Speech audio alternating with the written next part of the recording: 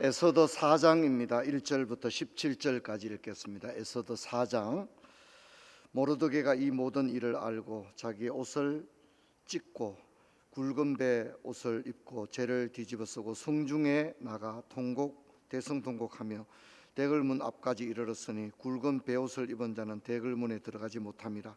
왕의 명령과 조서가 각 지방에 이르매 유다인이 크게 애통하며 금식하며 울며 부르짖고 굵은 베옷을 입고 재 누운 자가 무수하더라.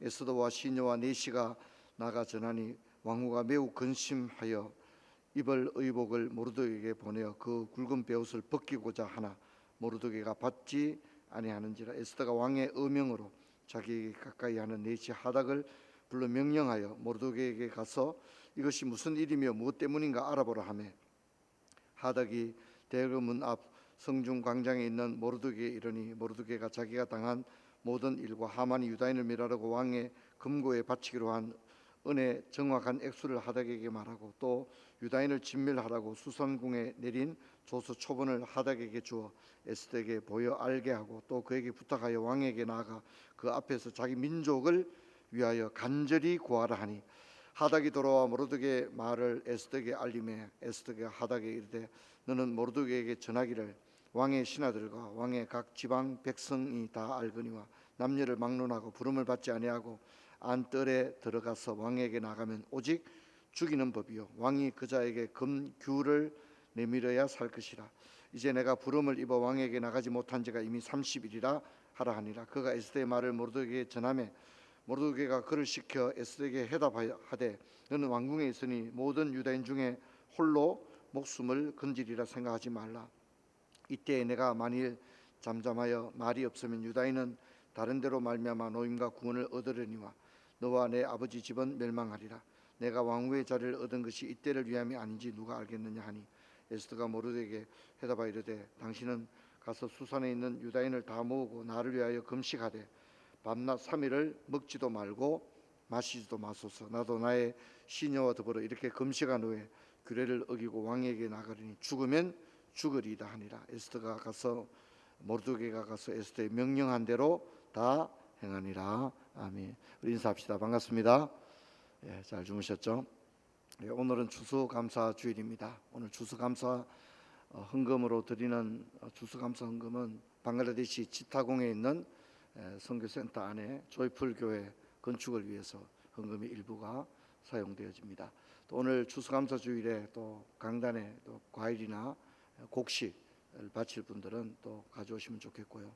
또 우리 교회에 바쳐진 쌀이라든가 이런 것들은 우리 교회 안에 또 도움이 필요한 분들에게 우리 성미부에서 나눔을 하게 됩니다. 의미 있는 일이기 때문에 참여해 주기를 부탁드립니다. 오늘 또 1부 예배부터 3부 예배까지는 또 성찬 예식으로 진행이 되고 3부 예배 때는 성례식이 또 있습니다. 여러분 위에서 기도해 주시고 특별히 자녀들과 함께 올라와서 성례 잔을 받을 수 있도록 부모님들께서 마음을 모아 주시기를 부탁을 드립니다.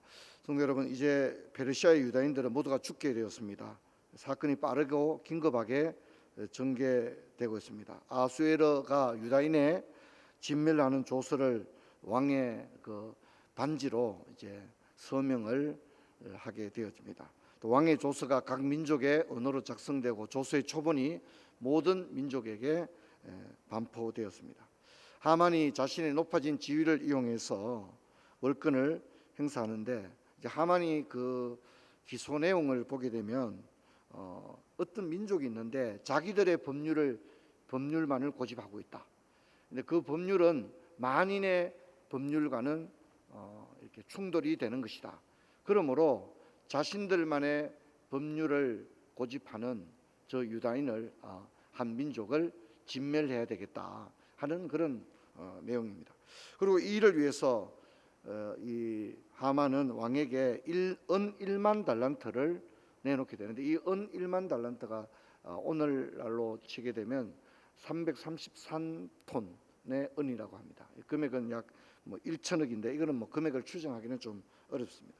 그런데 이 금액은 엄청난 금액입니다. 당시 아테네인들의 전체 재산에 맞먹을 정도로 그러니까 이 하만이라는 사람이 높은 지위에 올랐을 뿐만 아니라 엄청난 상상을 초월할 정도의 재력을 가진 사람이다, 그렇게 얘기할 수 있고, 이 은 1만 달란트는 20개 주의 전체 곡물의 금액에 해당이 되는, 20개 주가 왕에게 드리는 세금 총액과 맞먹는 금액으로 우리 학자들이 그렇게 보고 있습니다. 그러니까 하만이라는 사람이 겁날 게 없는 사람이죠.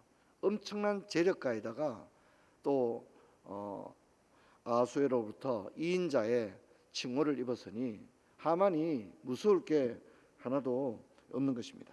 자, 이제 이런 상황이 됐을 때 모르드게는 굵은 베옷을 입고 죄를 뒤집어쓰고 대성통곡합니다. 그리고 유다인들, 이제 모든 조서가 페르시아 전역에 알려졌기 때문에 유다인들은 금식하며 굵은 베옷을 입고 죄 누운 자가 무수하게 되었습니다. 그리고 모르드게는 이 사실을 왕후 에스더에게 전하여 줍니다. 자, 그런데 이제 처음 반응은 어떻습니까? 처음 반응은 에스더가 나도 어떻게 할 수 없습니다. 저도 어떻게 할 도리가 없습니다. 방법이 없습니다. 이렇게 얘기를 합니다. 왜냐하면 왕에게 나갈 수가 없거든요. 왕이 부름을 입기 전에는 스스로 나갈 수가 없습니다. 만일 나가서 왕이 금규를 내밀지 않으면 그냥 죽습니다. 허락 없이 나왔기 때문에. 근데 이제 에스더의 말이 뭡니까? 나는 왕에게 부름을 받은 지 한 달이 지나갑니다. 한 달이 지나간다는 얘기는 왕이 나에 대해서 관심이 없습니다, 이런 얘기거든요. 그래서 지금 내가 나가면 죽습니다. 왕이 지금 나에 대해서 관심이 없습니다. 내가 나가면 죽습니다. 그렇게 이야기를 합니다. 그때 이제 그 모르드게가 또다시 에스더에게 말합니다. 네가 왕후가 된 것은 부귀 영화를 누리기 위함이 아니다. 이 민족을 구하기 위해서 하나님께서 너를 왕후의 자리에 앉게 한 것이 아니겠느냐. 네가 만일 네 안위만을 생각한다면 너는 거기서 살겠지만 하나님께서는 우리를 네가 아닌 다른 방법을 통하여 우리를 구원해 줄 것이다, 그렇게 얘기합니다. 깔뱅이 기독교 강요를 쓰면서 서문을 프랑스 왕인 프랑스와 1세에게 서문을 쓰게 되는데, 당시에 프랑스의 기독교인들은 잡히면 화형을 당했습니다. 그래서 깔뱅이 프랑스와 왕에게 이 프로테스탄트들은 나쁜 사람들이 아닙니다. 왕을 위하여 기도하는 사람들이고 프랑스를 위하여 기도하는 사람들입니다. 그런데 왜 교리를 잘 알아보지도 않고 화형을 시킵니까? 이제 이렇게 서문했습니다. 그러면서 기독교에 대해서 제가 기독교 강요라는 책을 통해서 교리를 설명하는 책을 썼으니 왕은 좀 읽어보시고 다시는 백성들이 죄 없이 죽지 않도록 그렇게 해주시기 바랍니다, 그런 얘기를 서문했습니다.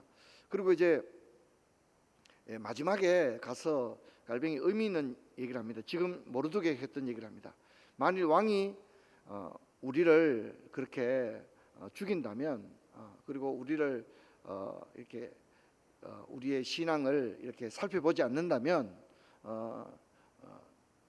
우리는 비록 왕에게 버림을 받을지라도 우리 하나님께서 필요한 때에 나타나서 우리를 구하시리라 믿습니다. 이제 이런 믿음을 고백하는 걸 볼 수 있습니다. 다니엘도 그리 아니하실지라도 이렇게 얘기했던 것처럼 그렇게 합니다. 우리나라는 천주교가 기독교보다 200년 먼저 들어왔습니다. 그래서 박해를 엄청나게 받았죠.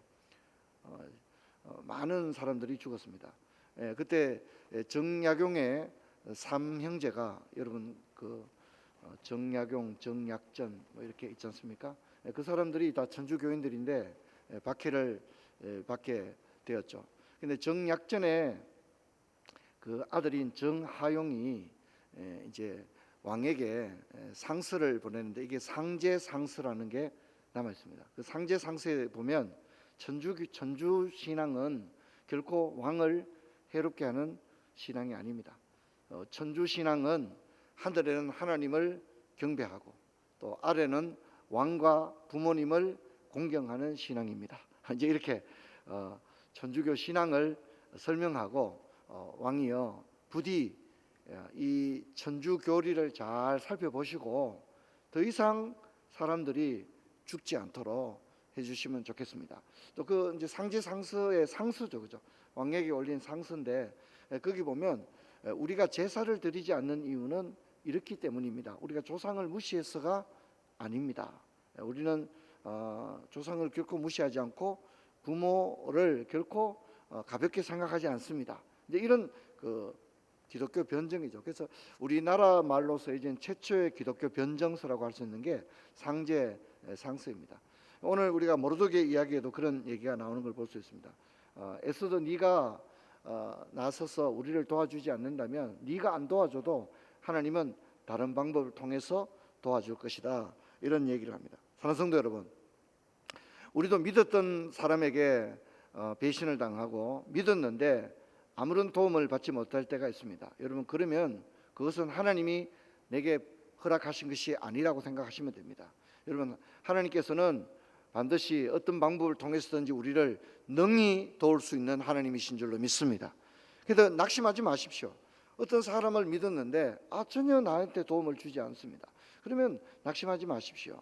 하나님께서 허락하신 것이 아니다, 이렇게 생각하시길 바랍니다. 그리고 심지어 우리는 살아가면서 모든 기도가 응답된다고 생각해서는 안 됩니다. 물론 기도가 응답되면 좋지만 하나님께서는 때로는 응답하지 않습니다. 응답하지 않는 것이 그것이 응답일 때가 있습니다. 가령 사도 바울은 병이 낫기를 기도했지만 3번이나 간구했지만 하나님께서 뭐라 합니까? 야, 나는 네 병을 도저히 못 고치겠구나, 그렇게 말씀하신 것이 아니라 네 은혜가 네게 족하다 그랬습니다. 몸의 불편과 연약함을 가지고 살아가는 것이 오히려 내게 더 큰 유익이다. 물론 이성으로는 이해가 안 되는 얘기죠. 건강한 게 더 낫지 몸이 연약한 게 어떻게 낫습니까? 여러분, 우리는 이것을 기억해야 됩니다. 여러분, 하나님이 허락하신 것이라면 몸의 연약함마저도 내게 은혜가 될 줄로 믿습니다. 할렐루야. 그 믿음을 가지기를 바랍니다. 그 믿음을 가진다는 것은 어려운 일이지만 그 믿음으로 달려가는 여러분 되기 바랍니다. 자, 그랬을 때 이제 에스더가 뭐라 합니까? 죽으면 죽으리이다. 우리 한번 따라합시다. 죽으면 죽으리이다. 너무 잘 아는 구절입니다. 우리가 너무 잘 알기 때문에 이 구절에 대해서 감동을 받을 수가 없습니다. 하지만 여러분, 저는 이런 질문을 드리기를 원합니다.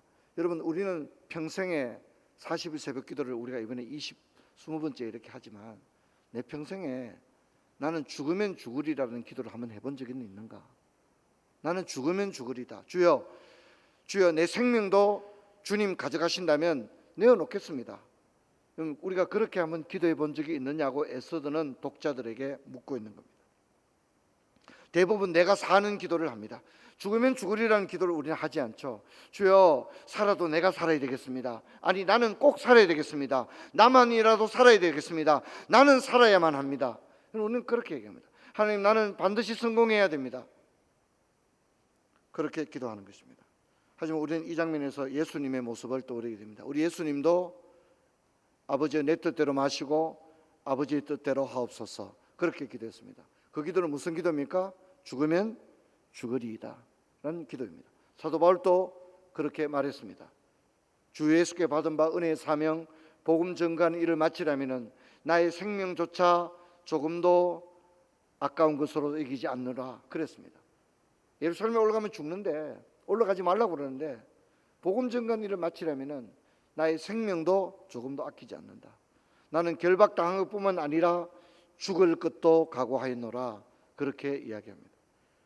여러분, 에스더를 읽는 독자들에게 에스더를 묻고 있습니다. 당신은 언제 죽으면 죽으리라 하며 목숨까지도 생명까지도 당신의 가장 소중한 것까지도 주여, 당신이 원하신다면 내가 이것을 당신께 드리겠나이다. 여러분, 언제 당신의 인생에서 단 한 번이라도 그렇게 기도해 보았습니까? 라고 에스더를 읽는 독자들에게 묻고 있는 것입니다. 사랑하는 성도 여러분, 우리가 가지고 있는 것들은 영원한 것이 하나도 없습니다. 우리는 이 땅을 떠나게 될 것입니다. 그래서 욥기를 보면 내가 모태에서 적신이 나왔은즉 적신이 그리로 돌아가올지라 주신 자도 여호와시요 취하실 자도 여호와시다 그랬습니다. 우리가 태어날 때 핏덩이로 태어났다는 겁니다. 붉은 몸으로 태어났다는, 옷 한 벌 가지지 못한 채 이 땅에 태어났다는 겁니다. 그리고 우리가 이제 이 땅을 떠날 때도 적신이 또한 그리로 돌아가올지라. 사실 죽으면 옷이 필요 없습니다. 여러분, 이것이 우리의 인생입니다. 여러분, 이번 특세 기간 동안에 많은 기도 제목과 아울러 이 특세가 이제 한 주 남았습니다만 우리 자신의 인생을 돌아볼 수 있는 그런 시간들이 되기를 주의 이름으로 축원합니다. 우리 오늘 들은 말씀 기억하시고 간절히